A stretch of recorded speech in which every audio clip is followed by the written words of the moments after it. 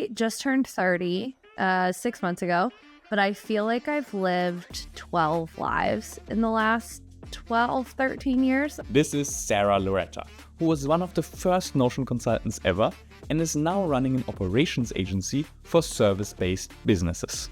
I've done consistently 100 to 150 grand pretty much every year that I freelance. Sarah calls herself a phoenix for your business, and this is how she describes her process. We burn it down, and then through the ashes, we pick up the pieces that actually are important. Which makes her the perfect person to have an unfiltered and non-BS conversation about what it takes to be actually successful as a Notion freelancer. So in this episode, you learn how to set your prices as a consultant. You know, a lot of people are like, charge your worth. I don't know what that means. That is like me talking to the stars and manifesting. Why productized services are actually a horrible idea. It was the worst experience of my life, and you could not pay me $1 million to do it ever again. The biggest mistake Notion template creators make. What do we need another finance template for? And why she actually ditched Notion for project management. I would rather chew glass than build a dashboard for somebody. Can you maybe tell me what's the 2-minute Sarah Loretta life pitch? Yeah, I just turned 30 6 months ago, but I feel like I've lived 12 lives in the last 12, 13 years.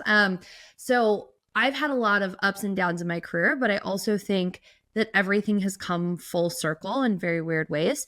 So I started my career, couldn't afford college. I was a runaway at 15. I have a parent incarcerated, and I'm pretty open about that, of just like, I didn't have an easy foot to start on in the race we call life. And so at 18, I did a national program called AmeriCorps, and that brought me to Texas to teach science. I taught STEM and robotics and got really involved in Title I schools and education. And then basically I was kept on the team in a different capacity. This organization was 20 years old and was fully operating out of filing cabinets. I mean, we're talking 11 filing cabinets shoved to the brim with paper data. And so I came on as kind of a data assistant, moved into compliance, and built my first database using Microsoft Access and SQL, taught myself how to do it because I was like, what? Wow. Oh my God, when I started, we owed almost $100,000 to the city because our reporting was so bad. And I was like, I can't do this. I am finding a solution. And so I did data and compliance for a long time. And then, like most nonprofits, we lose funding, and fairly often.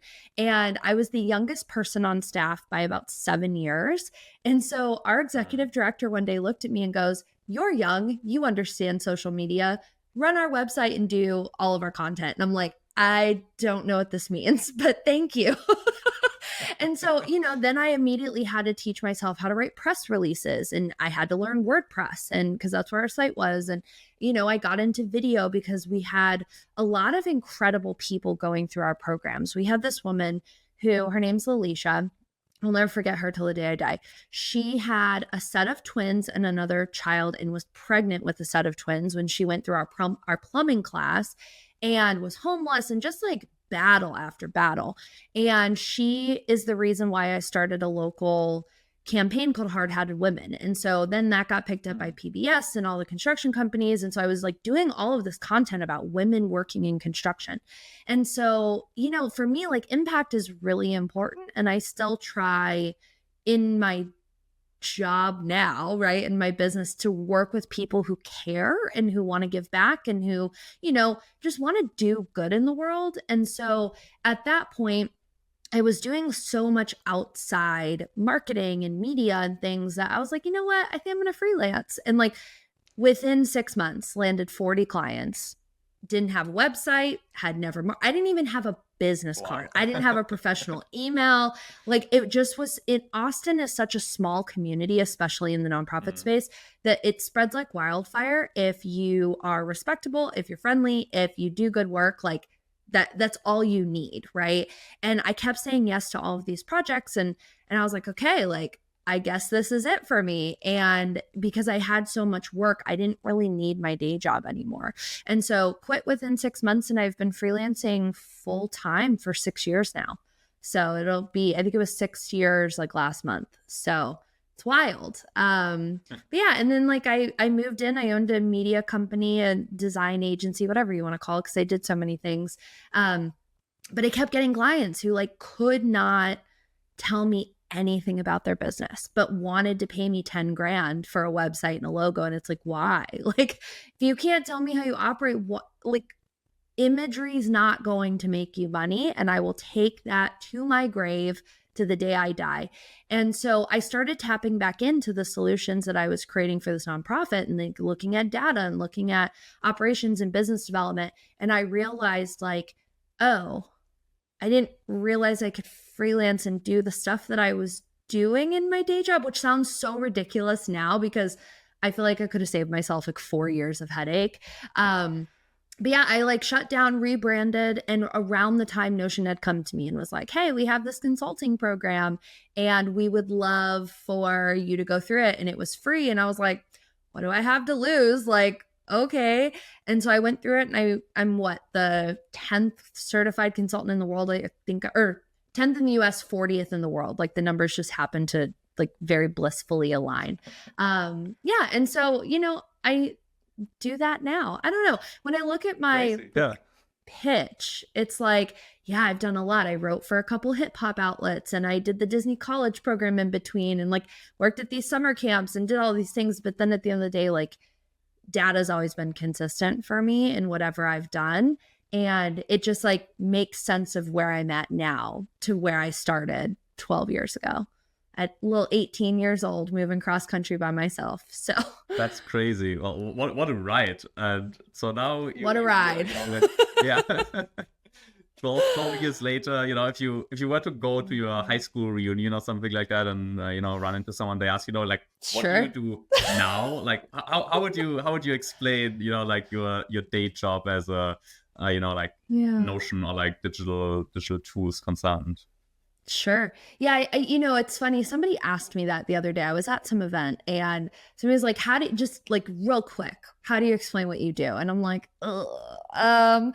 And I came up with, you know, I'm a big Potterhead. I love Harry Potter. And so I think about the Phoenix, if you've ever watched Order of the Phoenix or read it, it's my favorite book. And so I think about myself as a phoenix for businesses, right? I go in, your business is the phoenix, we burn it down, and then through the ashes, we pick up the pieces that actually are important, and we streamline and we optimize and we build your business correctly, like it should have been done the first time. So that's kind of how I like to say what I do, because I think a lot of people, you know, SEO wise, Notion is very sexy. It's easy to sell. Oh, I'm a Notion consultant, but only maybe 40% of my projects are Notion at this point. Like I really don't do Notion, right? So I like get in sales calls, and I'm like, yeah, I can look at your org chart. Yeah, I can like write job roles. I can do Slack Enterprise. I can do all these things. And, you know, and it just like blows people's minds, because they're like, wait, but I found you because of Notion. It's like, yeah, because that's just an easy lead gen for me, but I don't do it. Yeah, fair. I know what you mean. Like a lot of times people come and like they're like, you know, like we need help with Notion. And you know, look at the whole thing. And it's like, I don't think you need help with Notion. I think, you know, you could probably like increase things a lot, even by using pen and paper. If you have, you know, if you pick some other points here. But yeah, I think, I mean, the 10th Notion consultant is a really cool thing, though. That's absolutely insane. So you were there from the, you know, very, very, very early days. How did you, you know, find Notion in the first place? Maybe that would. Oh my gosh! So I fully was a Trello user. I did all of undergrad on Trello. I did my thesis on Trello. Like I was a Trello user. But when I started freelancing, it became abundantly clear that Trello is not a true project management tool. And my friends at Atlassian are going to be very mad at me for saying that. But it just, what really frustrated me about Trello is that you couldn't connect information. And so I was in this place where I was consistently missing information or forgetting that information existed because of the way you have to silo click into every single piece of Trello. And so literally one weekend, I was just so fed up. I was like, I am failing because of this tool that I'm using. And so I literally went on Google and I typed in project management tools, and Notion showed up as a Google ad back then. It just like was the top thing on Google. And I was like, oh, what's Notion? And, you click it. I'm like, looking through their website. I'm like, ooh, this is shiny. This is cool. Like, and I'm also neurodivergent. And so for me, a big thing that really stuck out was the fact that I could build it entirely how I needed it, not what, I consider box software, which is, these engineers have built it, they're telling you how to use it, and there's no flexibility. And so I think after I found it on that Google search, I think I sat for like 2 hours. I built out a couple little client workspaces, and I was off to the races after that. I don't think I ever looked back. And that was early 2019, I think. So it's been a while. So yeah.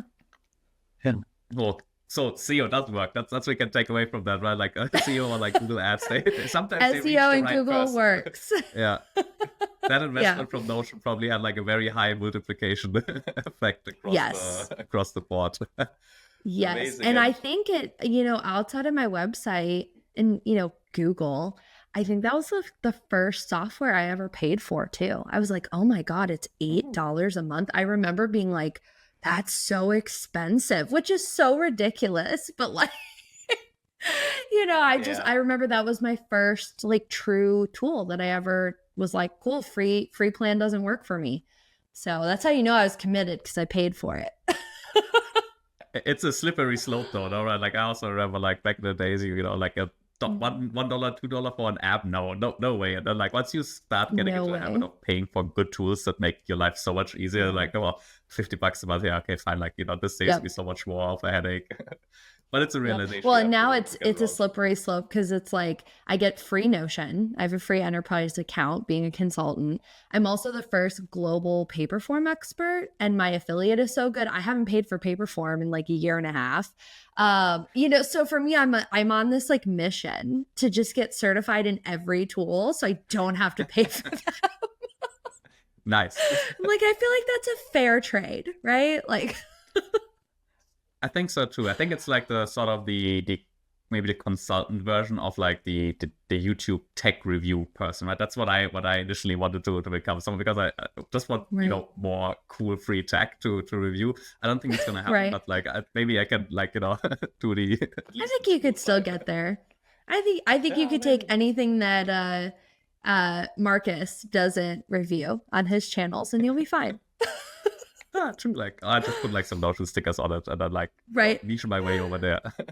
Right. Amazing. But so like consultant, right? Notion, Paperform. Like I definitely want to talk about that later. But first, I would be really curious to hear, how much do you work in a typical week as like a solo freelance business? Yeah. So I now have a team, which is new to us. I brought in Sebastian, I think in late February, he joined the team. Yeah, I think it was like mid-February. So I had put a call out because I had been ramping up, which is not usually normal around the holidays. Usually freelancing, for those listening, if you freelance, I'm sure you've experienced this, it's like Thanksgiving and then like nothing until, February, right? Like you really have to work hard to secure those 3 months of work. And I didn't experience that this year. And it wasn't off-putting, but I was like, okay, like when's my downtime going to be? But I had so much ramped up. In January, I landed like 17 clients in a 10-day window. Wow. And I was like, okay, like I need help here. And so I put out a call on my newsletter list, and he was the only person that responded interested in working with me. And so we hopped on a call, and I was like, you know what? Like, you're willing to roll up your sleeves, get dirty, learn what you got to do. Like, you could very easily tell in our first conversation that there was no ego, that he wasn't like, I want to be paid $1 million an hour because Notion, right? And which was nice because I had had conversations with people last summer and I was just like, you're asking for a lot of money with a lot of not experience. And so, you know, he was like just really willing to go full throttle. And so I was like, you know what, let's do a couple test projects, see how they go. And he has knocked it out of the park for 3 months now. I mean, he has been my saving grace. So kind of how our team dynamic looks is I do all of our client management, all of our client communication, strategy, all that good stuff. And then Sebastian comes in and does a lot of the implementation. So right now we have a client we're doing a lot of work in Tally forms with. We're setting up like contracts and, you know, questionnaires and all these things. And so I do the strategy. I'm like, hey, this is what we need. Here's the parameters. He goes in and builds it all. And it's just been wonderful. So it's us two. And then I hired a VA who's very, very part-time, and she solely manages my schedule. So to go back to your original question, Alexa's pure role is to keep me sane and to say, hey, you need to take lunch. Like you've like worked too much, like go take a break. Yeah. And she really helps me like balance my time. Taking a break. Oh my God, Alexa's like gone. Alexa, cancel. Sorry. My assistant. Risky name nowadays, yeah. Oh my God, I hate it. So, you know, her and I sit every Friday and we say, hey, like, what's our priority? What do we need to do? What are the internal projects we want to get done? Because I think especially when client projects ramp up, it's really easy to let go of internal work and what you need to do to grow the business. So, you know, I mentioned earlier, we're going through a rebrand. And so, you know, I don't trust anyone to design anything that I do. I have a design background. I did that for several years, but also I'm very particular. And so instead of outsourcing that, I'm like, okay, I want to scratch the creative bug. I want to scratch the itch, right? And so I'm going to do our website. I'm going to do some things. And so she's making it a point to say, okay, you want to get this launched by June 1. Here are all the things that we need to do. But on average, and it's funny because she started using Harvest to like audit my time. And I think last week I worked like 29 hours. So, but I also was at a conference. So I think that's a little skewed. But really, you know, I work 9 to noon. I take a daily siesta every day for an hour and a half. I'm very specific about that. It's my time to read or scroll TikTok, eat lunch, like without the guilt. And then I work for, you know, 4 or 5 hours in the afternoon. So I'm not, but you know, I will say this year I've done very well. I refuse to work past 7 p.m. I don't take my computer into the living room. I don't work in my office till all hours of the day and night. And I've been really, really solid on maintaining that this year.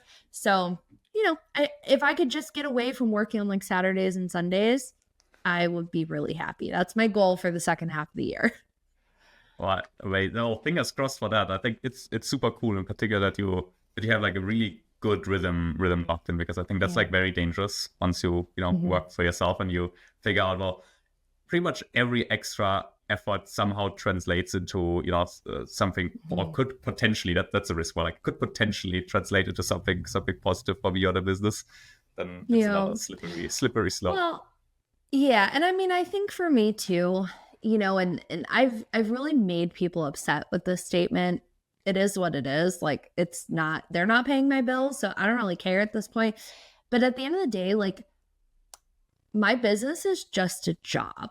I'm not like, I was at a conference last week and I said this to somebody. I was like, I'm not going to be upset if like I decide tomorrow to stop freelancing. Like, it's not my entire being. And that was a big shift I had to make.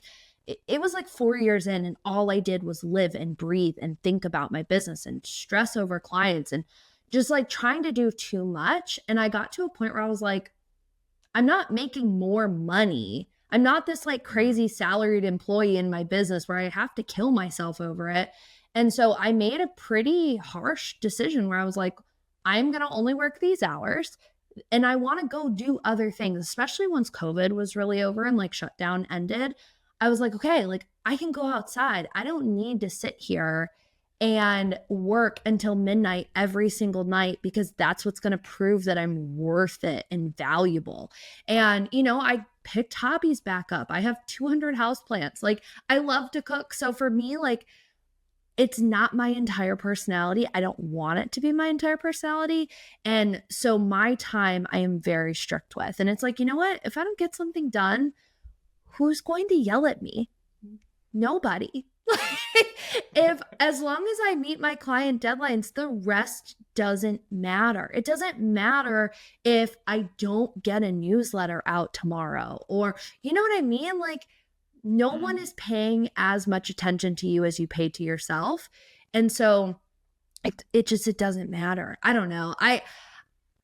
Maybe it's not meant for me. Maybe freelancing was just something I'm doing and I'm meant to do something else, but I'll just say, like, I'm so not emotionally attached to my business, and it's just a job at the end of the day. And that's how I treat it. I think, and I know we're going to get to, like, you know, revenue and stuff, but I think that's why it's easy to grow and it's easy to pivot and improve, because I'm not sitting here being like, oh, woe is me, like I did so bad, blah, blah, no one's here to help me, I'm not making money. You know what I mean? Like, you just got to do what you got to do and take your breaks, and that's it. I don't know. Yeah, I think that's really, really cool to I'm like, people are probably so offended hearing me right now. I mean, but it is true. I mean, there's certain phases in life, right, where you need to work a lot to get things off the ground, and sometimes, like, you know, 40 hours a week just don't cut it.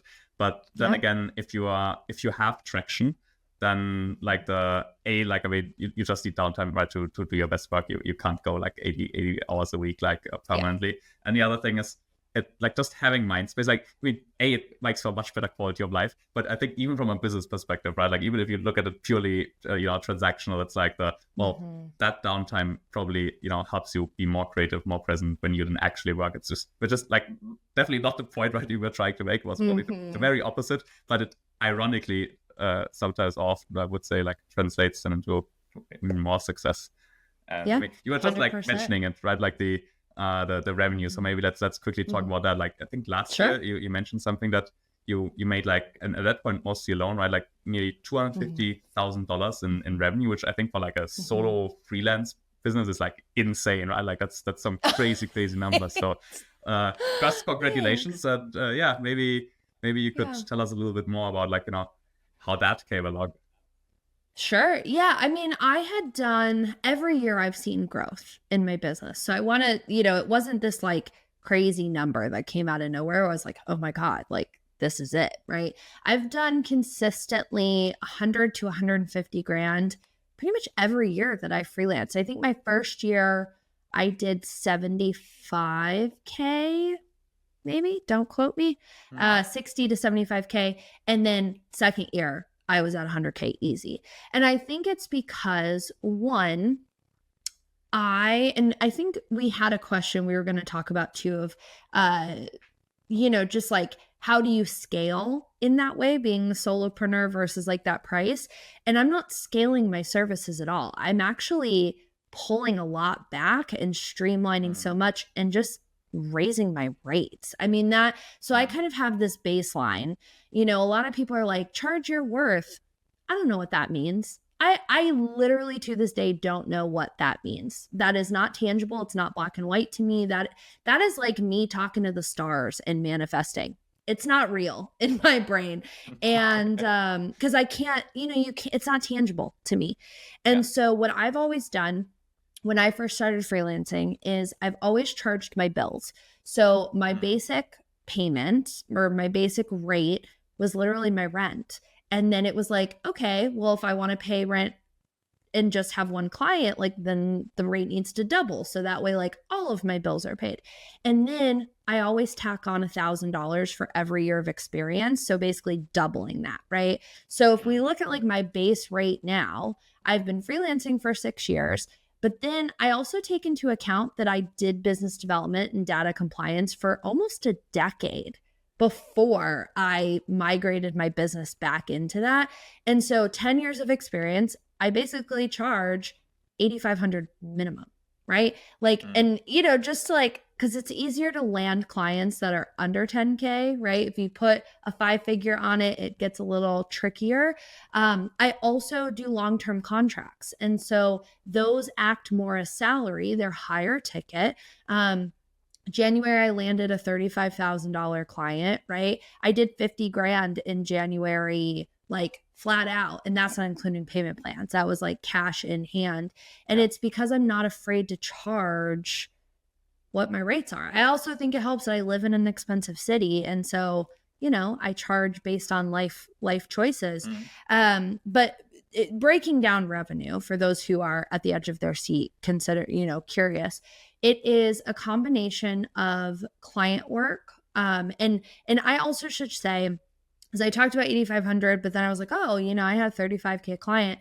I have, and for those who follow me, I do productized model, but it's not public anymore. It was the worst experience of my life, and you could not pay me $1 million to do it ever again. But I have productized rates based on team size. So 8,500 is my minimum, and that is for small teams. Then I have a mid-sized team rate, and then I have an enterprise rate. And those are how I price what I do. And so, all of those combined, client work is about 60% of what I do. I get paid to speak and host sessions. I have template sales. I had a couple of brand deals last year, so I did, some money on those, and then affiliates. I weirdly do very well with affiliate income. And then the last piece of this, which is kind of client work, but I'm also like, I want to tread lightly because I don't think that this is an easy replicable model for people. And so take this with a grain of salt. I have started licensing out my software accounts to clients. So and I guess you could like call it retainer, but it's more like I have a client who needed one premium Zap. I'm not going to make her pay $25 a month for one Zap. So instead, I put it in my account at a discounted rate. And then I handle when there's trigger issues, when, workflows break, whatever. And so that's kind of like a maintenance package that we offer to some clients. And then I'm also a reseller of some software. So I get income from that too. But yeah, that's like my breakdown. But client work is still such a large percentage. And I don't see that changing anytime soon. I kind of had a breakdown over Christmas and was like, I'm done doing content. I'm done doing all these things and stretching myself so thin. And so in this rebrand, Systems is solely going to be an agency. We're not having all of this fluff and all of these extra ways to get involved. You either want to do client work with us on an agency model, or you can follow me on my own YouTube channel, whatever. If I ever decide to do a newsletter again, that's all going to be separate. And I decided to do that because I think it's easier to sell one thing instead of having multiple audiences and multiple offers and, all of these templates. Like y'all can quote me. I don't care. I hate templates. I am so over them. I don't care to sell them ever again in my life. I have a few still kind of floating out there, but it's never going to make you $1 million. Like Notion templates, unless you hit some kind of magic stone like Thomas Frank did, like it's not everyone is going to have that success. And I realized very early on, I didn't want that success. If I do templates, they need to fuel the larger thing, not just be this cute little thing that I sell and call it a day, And so this year, our revenue will solely be client work. And then everything else is just purely my own revenue. So, yeah. So many good things there that I want to talk about it more. Particularly the template part, because the math is very tough on the template business. But maybe let's go one step back and with the pricing. Kind of that's super interesting. Particularly with the productized service. Also, I want to talk about that more as well. But first, sure. When you currently price and you say so you don't have a productized service anymore, how what is it that do you sell like hourly packages? Do you say like some sort of request model like the design agencies? Do you have very specific deliverables? Like how do you what is the other side of the equation? What stands on the other side of the $8,500? Yeah. So I think Twitter is wrong in saying productized service. That was a big eye opener for me. So Brett from Design Joy popularized this whole productized model, right? I took his course. I was like, oh my God, I've already been doing this. Like, couldn't tell you the last time I sent a proposal. I'm charging one flat rate. That is productized. Brett and everyone else is selling a subscription service. And so I want to be very clear that people are not using the right language. And had I easily known the difference before or after taking Brett's course, I would have done it very differently last year. You're not selling a product, you're selling a subscription, period. Like, that's it.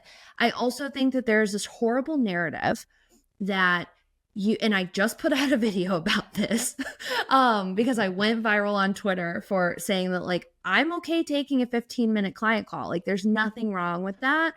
And what I've kind of come to realize is everyone that's doing a subscription model hate their clients. And I will flat out take that to the grave. I don't care. If you are selling this, you are literally selling pay me top dollar, never talk to me, and expect me to give you like bare minimum. And that's not what service-based work is. So that's the first caveat that I want to say.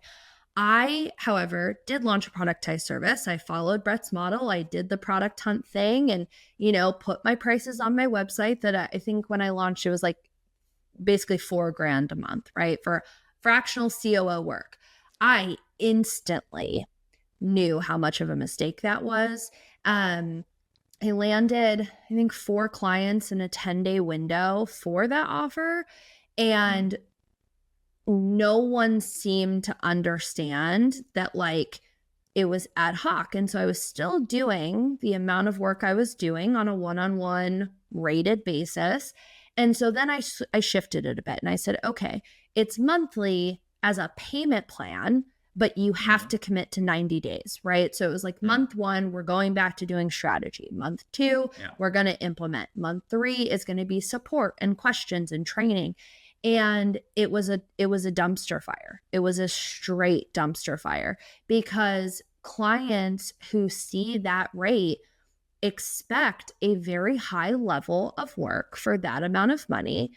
And you're literally on a ticking time clock, right? They pay you on the 1st, you have literally 30 days to do whatever it is that they need while also balancing all of these other clients. And, it just got to be the other piece of this, I'm going to say, is you have zero control over who your clients are in this subscription model, especially if you have it posted on your site where people can literally just book you and pay you and not even touch. I landed a 10K client. So they booked into my quarterly retainer without scheduling a sales call with me. And it was the hardest project I've ever done in my life because I had no context. The CEO found me on a YouTube video, paid me flat out. I never spoke to the man again. I got shifted to 4 different people on a team of 300 to manage this bill. It was a shit show.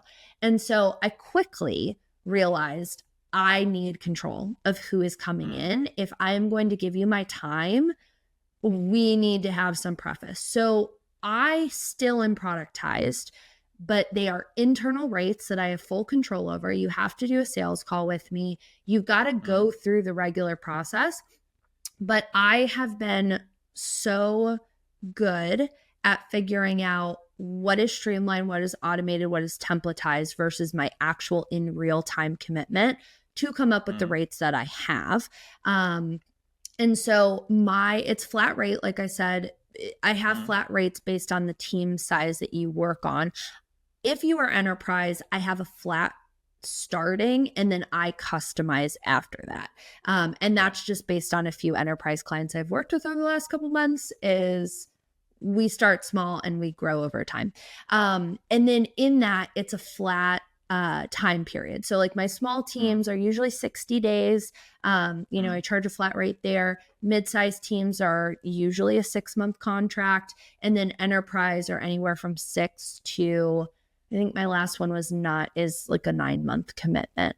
And so it's all internal. So that way I can shift my rates. And also too, you're going to get a sales call where someone, like I had a company who they really truly only needed Notion. And I was like, well, let's optimize here and do this here. And once we got into it, they were like, no, but seriously, like, we really don't need this other stuff. And it wasn't that they were in denial. It was literally like, oh, their stuff's good. We just need to like tweak here and there. And so I just like took money off at the end because I was like, you don't need to pay for stuff I'm not doing. Right. So that's like, just, I think, basic human good business is like, why am I going to take $5,000 from you every single month and not do the work? Like the Catholic guilt in me, I could never. And so that's how I'm productized. But yeah, I will never allow people to ever pay me without ever talking to me again. Ever. Yeah. So, yeah. That's just like, cool. Don't do it, guys. Don't do it. Please don't pay me. Yeah, let's have a chat first.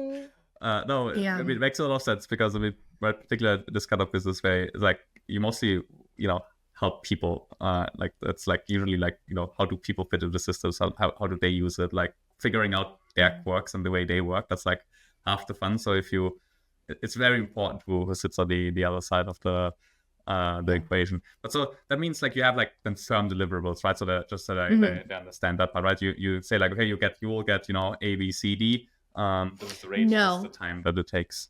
No, not at all. So I have 3 buckets that I specialize in. So we focus on systems, so your processes, your SOPs, how you actually work, the culture of your team. So a lot of clients I work with either started in COVID, have never met their team in person. They have never met their team members in person. It would shock you. It would really shock you how people don't know each other. Or you have people who, started during COVID, they were thrust into remote work and they think that Slack is culture. It's not. Like instant messaging is not team culture. And so we spend a lot of time in that area too of what are the expectations internally, externally? How are we, communicating with clients? How are we communicating with ourselves? And then the last piece of that is what is the tech that we use to actually fulfill all of that, right? So is it Notion? Is it Slack? Is it cal.com? Is it, I don't know, Figma, whatever, right? Whatever tools. And so my deliverables are you get I call it a system sprint. It's very similar to a Google Sprint, if you've ever read that book. And so I mirror mine off of that. I meet with every department. I meet with key players. I actually sit and will have a one-on-one discussion with up to 4 past clients that my client has had. I get feedback because another thing that would shock you, the majority of clients don't have an offboarding process. They don't have a referral process. They're kind of like afraid of their clients, and it's why. And so I come in and I have conversations with past clients to say, hey, like, what could we have done better? What are we doing well? Because I have no skin in the game. I'm not biased. I'm like, okay, if you tell me they suck, I'm going to make it better, right? And so I do all of that. I do a full company audit. I look at all of their job roles, all of that. So that actually piece alone takes about a month for me to do for all the conversations, looking at processes, looking at tech. And then I compile, okay, how much of this do we need to burn down? I had a client who they did not know that their QuickBooks account was owned by an employee who was fired 5 years previously. So we even go as meta as like, what are the logins? Where are we handling password management, right? Like we're looking at all of these areas. And so I compile all of that. So that's like the first deliverable they get, but it's just as broad as that. It's like, hey, client A may have very different issues than client B. And I have zero patience to write a custom proposal on those specific issues. Just know, like, I don't charge extra if something is like, oh, we had a conversation about this and it wasn't in the initial scope. Like, so now I'm going to charge, like, I have enough buffer in all of my rates that like, you should never be fearful of having a conversation with me. And then the second piece, the second deliverable is the implementation. And that's where people can either jump ship or stay on and we do the implementation. So through that audit, people get a pretty finite playbook. that they could do internally if they want, if they don't have the budget to build with me. And that's totally fine. So those are the only two deliverables. Is here's the strategy and the audit, and then here is implementation. But implementation is quoted separately as an SOW, but it's more just like a nice, pretty checklist of like, hey, here's like a cleaned up version of what we're going to do instead of you looking at like this massive Miro doc. And yeah, and you know, and even then, you know, I have a buffer there that's like, oh, you want 2 extra forms in Tally? Like, I'm not stressed about it. Just give me the content. Like, you have to write it, right? But like, I'll build it. I don't care. So yeah, so that's how we price and work. That very, very fascinating. I love this because one thing that I realized like early when you try to have like firm deliverables, which is on the one hand good, right? Because then both sides know what to expect. But in particular, I mean, I do like, I think a lot more like just Notion, just like Notion plus no code, and less the systems part around that. And they're usually in this like awkward situation where like the client hires you because they don't know like how it's done, right? So when you then try to explain, okay, so this is like what you'll get, they look at it and are like, is this what we need? We don't know. And then you're like in this awkward balance of like trying to help them figure out what they should put in there and like making sure at the same time, you know, that they actually understand everything. Very interesting. Notion builds are weird because, you know, when I do just a Notion build, we have like kind of a flat rate for Notion too. And we break it down into kind of 3 parts. So strategy, you know, what do you need? What do you think that you need in Notion? Let's just be clear. You know, what departments are you operating? What are you doing? So the strategy piece, then the build, which is wild because I just looked at this number. I think I've built about 150 Notion workspaces.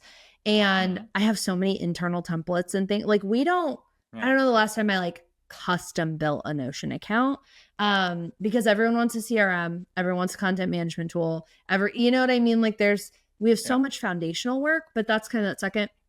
And then the third is data migration, which we learned the hard way. We quote entirely separate. It does not come like pre-built. We have full jurisdiction to say like, sure, we'll do it, or no, we're quoting you separate. And then the last piece of that is training. And we have kind of an internal Notion course that we put everybody through that in that has their own hands-on build tool. So I don't do personal dashboards. I would rather chew glass than build a dashboard for somebody. Like I don't use them. So I'm not going to build them for people. But so in that, they get an exercise of like, here's how to build a personal dashboard with like linked tasks and this and that. Like if you want it, here's to learn Notion. But then we do live team training. So we'll do a live call that we ask everybody, like, you play with this first. You know, they get like a pre-recorded training of their workspace. Watch that, play with it, bring your questions to this live call. That gets recorded and we'll like do some hand holding. And that's it. That's all we do for Notion. But I also don't go crazy with my builds. Like we use the same universal icons for everybody. I'm not picking stupid emojis for every single use case in Notion. Like that's not my job. That's not my job, period. You can pay me more if you really want me to brand this. Like I pick a color that matches their brand. And, you know, like some clients, like if they have public facing pages, like I'll design, you know, cover pages and, you know, whatever. But I'm not like, okay, I need a mail emoji here and I need a heart emoji there. Like, I don't do it. Yeah. I don't do it. The aesthetic thing is not my job. But, you know, so, and the other thing we're starting to get into, which I think is really fascinating, is I've been getting a lot of inquiries for me to build stuff that people want to sell. And that's been a very tricky slope of what do we charge for this, because these creators that want this thing and, you know, to sell it alongside whatever they're doing don't want to do royalty. They also don't want to pay you top dollar up front when they know they're going to make tens of thousands of dollars on this product. And so that's been really tricky to sit and be like, do I want to be in this space of ghost building for creators? And I think the answer is no. I'm doing one right now, and I said yes because we have a lot of mutuals, and I really respect what this person's done so far, but it wasn't a royalty deal, and I know that they're very easily going to make the money back that they paid me for it, and it really hurts my heart a lot. So what can you do? I don't know what the answer is for that. But it's becoming increasing that people are reaching out and asking. Oh, yeah.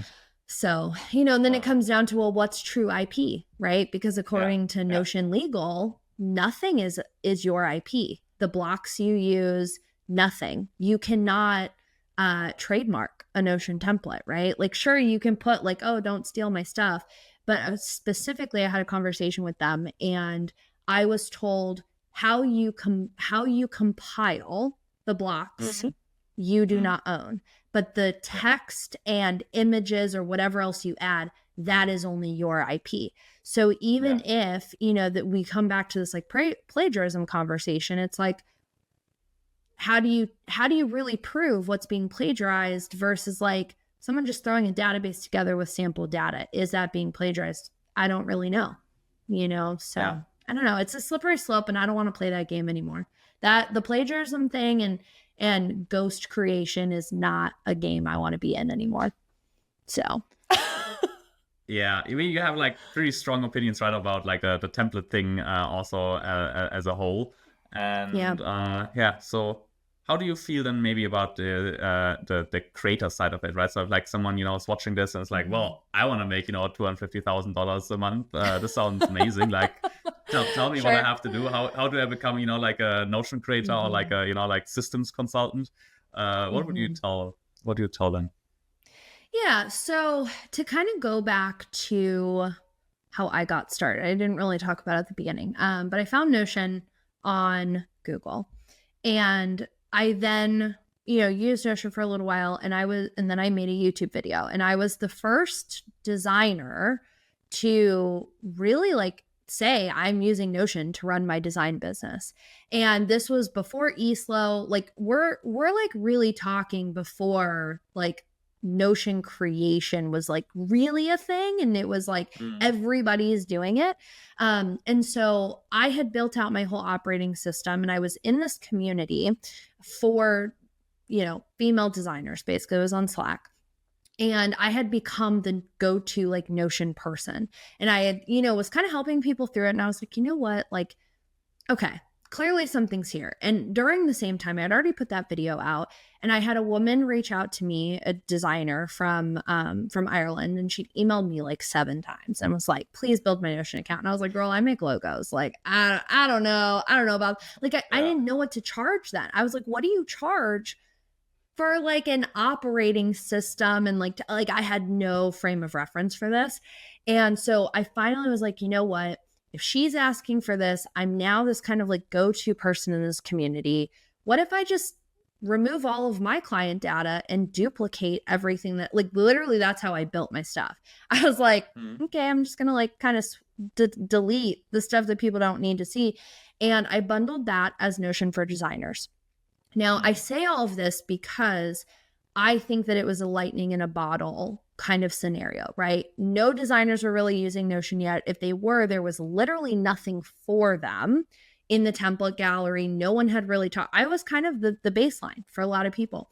And so I have an appreciation because that's where I started. I started as a template creator but one template. It was one system. I sold Notion for Designers for, I think, $67. And at the height, when I turned it off a year and a half, 2 years later, I was selling it for, I think, $147. So it really wasn't like a huge jump, but I made $108,000 on it, give or take. But I want to be clear here. You say, wow, but this is how though, is I sold, a couple thousand copies, whatever. But what I did in my funnel is knowing how easily overwhelming Notion can be for new users, right? Because at that point, it was like, oh, I have to be on Notion. It was kind of like shiny object syndrome, right? So what I did in the sales funnel is that, you deliver the template, you give a little juice, right? And then like, I think it was like 5 days later, 3 or 5 days later, I sent an email that was like, hey, if this is too much for you, I'm happy to customize these templates. I'll migrate all your client data in here. I'll, put your branding on it. And I charged $1,500 for that. And I would like knock it out in 24 hours. And it was the easiest money I ever made. And so, yes, like I made $100,000 on Notion for Designers, but probably 60% of the sales ended up being client upgrades. And so I say all of that to say, sure, make a template, sell a template, but think about the long game. How can you support your audience more than just with a $17 template that you only look at once a year to upgrade based on new Notion features, right? How can you really get in there? And I think this is also where a lot of the kind of growth hackers have put this momentum, this false narrative in front of people, is like, just create. It's like, what do we need another finance template for? What do you need this thing? Why are you selling this, right? Is it to growth hack, or is it to actually support the audience and the niche that you want to be in, right? I have a finance template. I make fun of the finance template. I have a finance tracker, but I made it purposeful. I did a live stream where I was like, I didn't realize how much money I spent last year on expenses because everything was automated. My debit card was connected to my accounting. I never looked at anything. And so I did this live stream and I was like, you know what? I'm going to take the automation down. I'm going to manually manage my money. Say that 3 times fast. And so I built this tracker in Notion. I still use it today. I track all my invoices, my expenses every day. I type in something from PayPal or, whatever. And so I have that purpose there, right? But I think in terms of just creating to create, like, I would really think, how is it going to push you forward? Do you want to do consulting? You don't have to do consulting. Do you want to, just show off something fun and be more of a lifestyle person? But I think the one thing a lot of people get wrong is they create and launch without ever using it first. And so, I think if you want to be a creator, create it for yourself, validate it, and then decide, okay, is this something that the world needs? Or is this just something fun for myself? And I can show it off in a video. And if it gets traction, sure, put a price tag on it, But I think at the end of the day, I would love to see rates go up for people who are genuinely creating really good content. Like I think about like Jay Klaus, I'm in his community and he just launched Creator HQ. He did like 60,000, I think the weekend he launched, and he got a lot of pushback because his system was more expensive than Thomas Frank's. And the community I'm in, he's very open about numbers and things. And he said that was part of it, was like people literally were like, why is this more expensive? Thomas Frank is the guy. Like, why are you charging more? And I wish that people who are doing the good work could charge top dollar and not get pushback on it. Like, I don't understand why it's Notion creation or templates or whatever, digital products. That's what we should say, right? Because you can even get an ebook for like $2. It's like, why would you only charge $5 for like all the work you put into this? Like, that doesn't make any sense to me. So I would like, if people are trying to get into creatorship, to raise rates, raise the bar, and like really create good stuff, not just to say, ooh, I'm a Notion creator, right? Like, you don't have to be in the gallery. I'm not even in the gallery. I don't post anything in the Notion template gallery because I'm like, the prices don't align, So anywho, I will get off my soapbox, but I feel very strongly about creatorship in this space. So no, that makes a lot of sense. And I agree, right? At some point, there's two things happening. On the one hand, you have like this race to the bottom, like with like very replaceable templates where it's like, it's like all the same at some point. And then it's also like hard to charge something else because like, I mean, if it's pretty much all does the same, like why pay more for that? But I think like the more interesting part, I think, for Notion templates, I think the ones that will have success over the next like 1 or 2 years are probably the ones that stop seeing that as like, this is a Notion template. This is, like a template first. It's like some functionality. And it's more like, well, this is just a different way to, provide a lot of value to certain people. And then you need to like also niche down, right? It's a lot more than about like unique knowledge. It's a lot more about like, like, okay, like Jay Clow is a great example. He knows a lot about how creators operate. So like, I don't think anyone can, build a Notion system that has that much knowledge baked into it of like how it is. And it just happens to be Notion, right? Like it's easier than if you use your PDF worksheet. So I think it's more like seeing Notion as a more modern wrapper of like info products or these sort of things, rather than, well, okay, it's Notion first. Now, what do I put into it, right? If that makes any sense. Yeah. And I tell my clients all the time, right? Like I told you, I'm building that Notion template for somebody. They have a documentary and a book. And so this is going to be kind of an extra, right? And what we did before we even started, I said, ask your audience, how many people use Notion? Are they willing to use Notion, right? Because I don't want to do all this work and then like it doesn't sell because your 45,000 email list don't use Notion because it's not their demographic. And so even that too, like anything that I create two versions. I create a Notion version and I create a Google Docs version. And if you download anything from me, you get both versions. Because for me, like, I don't want to force somebody onto a tool and have to have them learn another tool just to get information from me. And so that's, I think, another piece is like anything you create, where can you mirror it? Because one, that's like extra income, right? You could sell the other one too. Like you have a ClickUp version, a Notion, whatever, right?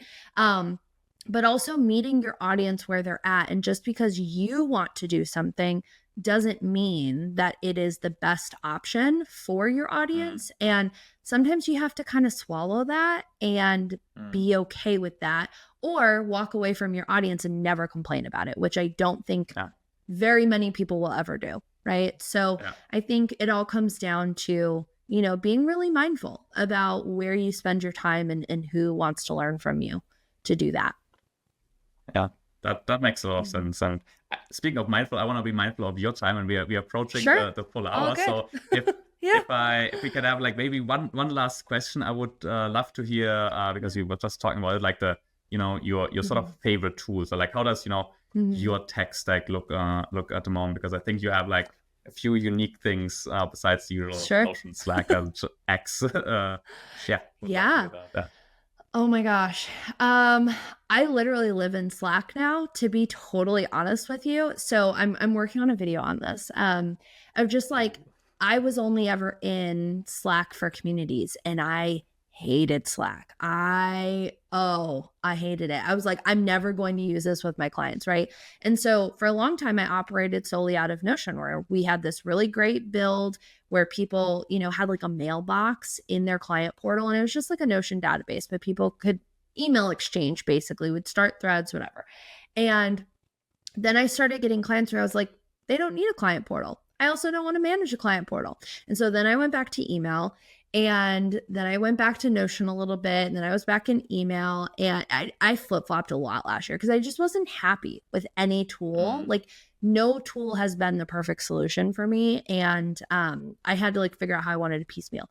So then when I brought Sebastian in on my team, I was like, you know what, we're going to try out Slack. We're just going to see, but keep in mind, like, we may change, just to let you know, like we have to figure out what our momentum and our workflow looks like together.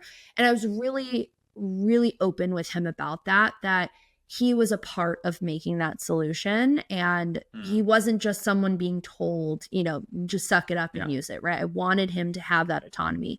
And so we came up with a really great system in Slack. I tweeted it not too long ago, but we solely operate using emojis. And so like we have a thread, a channel where every day, I'm popping in projects or whatever. We have importance emoji. We have, yes, I saw it, I'm working on an emoji. We have, I'm done emoji, feedback emoji, and then like close it out. And I honestly couldn't tell you the last time I logged into Notion to like do anything for us in there besides like my invoicing and stuff. Like we don't do project management at all in Notion anymore. And it's so nice. It's so much cleaner. It's simpler. There's no noise. There's one click. You get to where you need. But outside of Slack, we utilize Gmail, obviously, cal.com. I am on Paperform, but I have been experimenting with Tally. I would love to become a Tally expert, shout out, but they have their program closed. But I build a lot for clients on Tally. So I've been trying to do our stuff like mirror in Tally just so I keep up to date with how Tally's working. Yeah. I'm trying to think what else we use. I think that's it. Honestly, cal.com, let's go through. Cal.com, Slack, Paperform, Calendar. Oh, we should talk about invoicing. I do all my invoicing and payments in Stripe. And then I use FreshBooks still for accounting, which I keep flip-flopping. Do I want to go to Wave? Do I not? I don't know. I'm not stuck on anything. Yeah. But that's literally it. Stripe, cal.com, Paperform, a little bit of Notion, and yeah, it's simple, man. I am in a place in my business where the least is better. The dumber the system, the better. I'm not trying to sit here and like build, the Roman Empire. I'm not trying to build roads. I'm just trying to get the work done. And it seems to really be working for us, to really reduce the noise, not overcomplicate it. Even like I get clients who are like, well, what does your Notion account look like? Or how do you do this? And I'm like, I get imposter syndrome sometimes because I'm like, they're going to think that I don't know what I'm doing because we just have such a simple system. But once I got over that and started selling that, like, hey, we're simplifying your stuff. I think that was a huge change in conversion for us, that people were afraid of like, oh my God, if I hire an ops person, they're going to do all these things and all this stuff, when really it's like, no, we need to make this as simple as possible. And so you can do the work that you really signed up to do. So yeah. I don't even have like a tweet scheduler. Like I don't have like any tools manually and tweet so crazy. I tweet live, man. But yeah, that's it. Oh, it's a really cool tech stack. I love Tally. Like I think like this is like my absolute favorite tool also to talk about. So if anyone listens and hasn't tried out Tally, just do it. I think it's an amazing team. They built such a cool product. The value that they deliver on the free plan is absolutely insane. I'm very happy that they make money, but like with what the free plan does, I have no idea how. So definitely everyone check that one out. But amazing. Yeah, so what they've built is so great, and especially for teams that don't have a big tech stack budget. Tally's been a lifesaver. I mean, there's a few things where I'm like, I wish you could do this. But like I had a conversation with a client this morning where I was like, okay, do you want your pretty Showit form still on your Showit website? And you have to manually enter in your form because Showit doesn't have an API. They also like their form entry. It's not a real form. It's like it's the most complicated thing. I said, okay, so like we could label this in your Gmail account and then you can manually enter these. Or we can put a slightly ugly form on your site and it's just done. And my client was like, please just pick the ugly one. I don't want more work. And I'm like, okay. So that's, functionality over fashion sometimes works in our favor. And Tally is one of those things where functionality is incredible with what they've built. So I agree. They're amazing. Well, thank you so much for your time. I had so much fun. I could go up for another 2 hours, great. But I think maybe I could too. We'll do a follow-up. Oh yes, please. But in the meantime, where should people go to find you and follow you if they want to, hear more about you and the way you do business? Yeah. I am the Sarah Loretta on every platform. I'm really fortunate that my name is not popular. And then for agency stuff, we're just systems.club. That's our domain. Systems is spelled without an E. And that's it. Amazing. Well, I'll put links to everything down below in the show notes, also to your YouTube channel and everywhere else where people wanna find you. And again, thank you so much for coming on and having a chat with me today. Well, thanks for having me. Bye, guys. We'll talk to you later. So much for my conversation with Sarah. This was actually already the 3rd interview on my channel where I talk to people who either work at Notion or work a lot with Notion. If that sounds interesting to you, then make sure to check out this video next, where I talk to John Hurley, the head of product marketing at Notion, about what they are planning for 2024. Just click here, and I'll see you in a second.